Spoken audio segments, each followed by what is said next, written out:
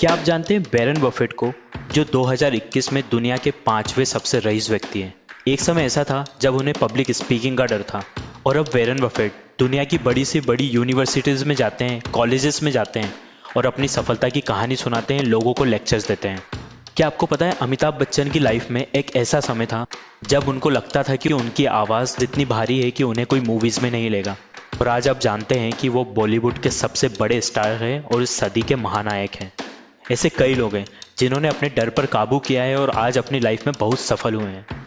मैं 100% श्योर हूँ, अगर आप इस वीडियो को शुरू से एंड तक पूरी देखते हो तो आपकी लाइफ में जो भी डर होगा उसे आप ओवरकम कर सकोगे और उसे जड़ से मिटा सकोगे।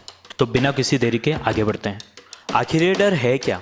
डर हमारे माइंड की एक ऐसी स्टेट है या हमारे दिमाग की एक ऐसी अवस्था है जिसमें हम केवल फ्यूचर के बारे में सोचते रहते हैं और हम कुछ ऐसी चीज़ों की कल्पना करते हैं जिसमें हम सोचते हैं कि यार आगे क्या होने वाला है। इतना सोच लेते हैं कि हम नेगेटिविटी की ओर चले जाते हैं और हम उन विचारों में इतना खो जाते हैं कि हमारा रियलिटी से कोई रिलेशन ही नहीं होता। और जो रियल है ही नहीं, जो रियलिटी में एग्जिस्ट करता ही नहीं, वो तो 100% काल्पनिक है, वो इमेजिनरी है और झूठ है। और ऐसी चीज़ जो झूठ है, असत्य है, काल्पनिक है, जो रियलिटी में हमारा कुछ बिगाड़ ही नहीं सकती, तो आखिर उससे परेशानी क्यों होना, उससे डरना ही क्यों? जब हमारी लाइफ में कोई गोल होता है या लक्ष्य होता है तो उस लक्ष्य को अचीव करने के लिए हमें कुछ एक्शंस लेने पड़ते हैं। उन एक्शंस को लेने के बजाय जब हम हमारे माइंड की एक ऐसी स्थिति में आ जाते हैं जहां हम केवल उसके बारे में सोचते रहते हैं बट कोई एक्शन नहीं लेते हैं, तब जन्म होता है इस डर का। और जब हम ओवर थिंकिंग करते हैं तो हमारा ज़्यादातर समय नेगेटिविटी में जाता है, जिससे हमारा एक्शन लेना और भी डिफ़िकल्ट हो जाता है। और जब हम कोई एक्शन ही नहीं लेते तो हम ये मान लेते हैं कि ये मेरे बस की बात नहीं है, ये मुझसे नहीं होगा। हमें ये तो पता पड़ गया कि डर है क्या। अब हम जानते हैं कुछ ऐसे तरीके जिससे हम हमारे डर पर काबू पा सकते हैं। Point number 1, identify your fear. एक पेन और पेपर लो, उसमें अपने सारे फियर लिख दो। इसमें से चूज करो आपका वर्स्ट फियर और उसके साथ टाइम स्पेंड करो। मान लो आपका वर्स्ट फियर है पब्लिक स्पीकिंग। आप लोगों को एड्रेस नहीं कर पाते, आप ऑडियंस के सामने बोल नहीं पाते। अब इसका रीज़न आइडेंटिफाई करो कि ऐसा क्यों है। क्या आप में कॉन्फिडेंस की कमी है, या फिर आपकी लैंग्वेज पे कमांड नहीं है, या फिर आप डरते हो कि जब आप लोगों को एड्रेस करोगे, ऑडियंस के सामने बोलोगे तो ऑडियंस क्या सोचेगी।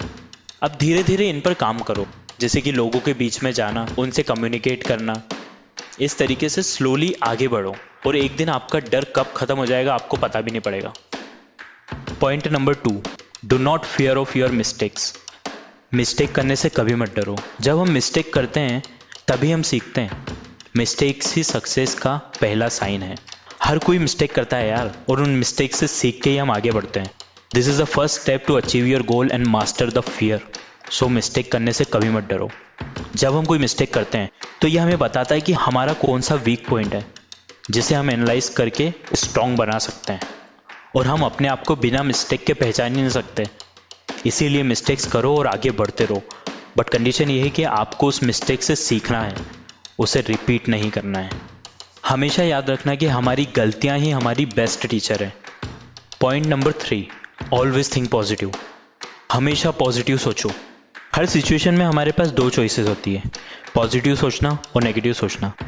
जब आप नेगेटिव सोचते हो तो आपको क्या मिलता है? चिंताएं, दुख और आत्मविश्वास में कमी।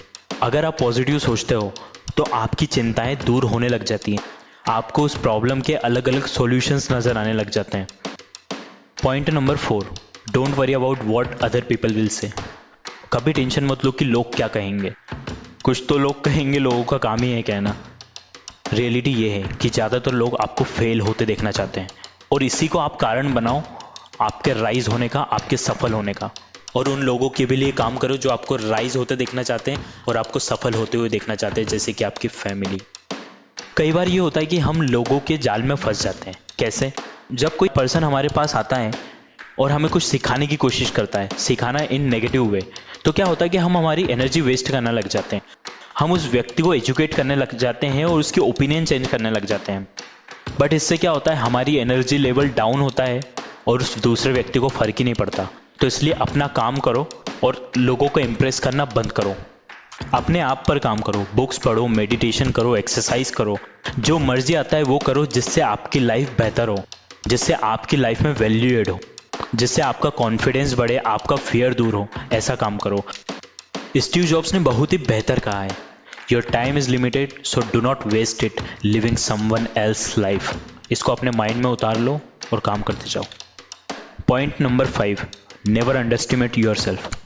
अपने आप को कभी भी कम मत समझो। कोई भी परिस्थिति हो, कोई भी सिचुएशन हो, अपने आप को कभी भी कम मत समझो। आप जितना सोच सकते हो ना, आप उससे कई ज़्यादा कर सकते हो। आपको बस एक चेंज लाना है अपनी लाइफ में। जब भी आप बोलते हो I can not do it, बस उसको चेंज करके आप बोलो आई कैन डू इट। इससे आपकी लाइफ में बहुत बड़ा चेंज आएगा, क्योंकि आप पावर ऑफ पॉजिटिविटी को अपनी लाइफ में उतार रहे हो। देखो, अगर आपको लगता है कि आप कोई एक काम कर सकते हो तो आप 100% सही हो, और अगर आपको लगता है कि आप वो काम नहीं कर सकते तब भी आप सही हो। जब तक आप मेहनत नहीं करोगे और कठिन रास्तों से नहीं गुजरोगे, तब आपको पता भी नहीं पड़ेगा कि आप किस चीज़ के काबिल हो, आप कितने कैपेबल हो किसी एक चीज़ को अचीव करने के लिए। इसलिए मेहनत करने से डरना ही नहीं है। और जब भी मन में ऐसी थॉट आए ना कि गिव अप कर देता हूँ, तो हमेशा याद रखना है कि आपने स्टार्ट किया ही क्यों है। इससे आप वापस ट्रैक पर आ जाओगे। Point number 6, self talk. अपने आप से बातें करो। जब मैं कहता हूँ अपने आप से बातें करो, तो इसका मतलब ये नहीं कि हमें बड़बड़ाना है। हमें अपनी थॉट्स को आइडेंटिफाई करना है। आपने एक ऐसी एल्गोरिदम बनाना है जिससे हम अपनी थॉट्स को फिल्टर कर सकें।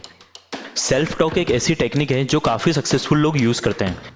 मान लो आपके मन में कोई थॉट आती है या कोई विचार आता है, तो आइडेंटिफाई करो कि ये थॉट पॉजिटिव है या नेगेटिव है। अगर ये थॉट नेगेटिव है तो इसे तुरंत डिस्कार्ड कर दो, इसे अपने मन में रूम बनाने ही मत दो। अगर ये थॉट पॉजिटिव है तो इसे रिलेट करो अपने गोल से। देखो कि ये पॉजिटिव थॉट आपके गोल में किस तरीके से कंट्रीब्यूट कर सकती है, और उसी के अनुसार आप उस थॉट को समय दो और एक्शंस लो। जो 6 पॉइंट्स हमने देखे, हाँ ये इतने आसान नहीं है, बट जब हम इन पॉइंट्स में कही गई बातों को धीरे धीरे अपनी लाइफ में उतारेंगे तो हमारा डर धीरे धीरे कम होगा, और एक ऐसा समय आएगा जब वो डर जड़ से ख़त्म हो जाएगा, जिससे हमारा कॉन्फिडेंस भी बढ़ेगा और हम अपने लक्ष्य को हासिल भी कर पाएंगे। कमेंट करके बताइए आप क्या सोचते हैं इन पॉइंट्स के बारे में, और आपका कौन सा ऐसा डर है जिसे आप ओवरकम करने की कोशिश कर रहे हैं। Thank you so much for watching the video. जय हिंद।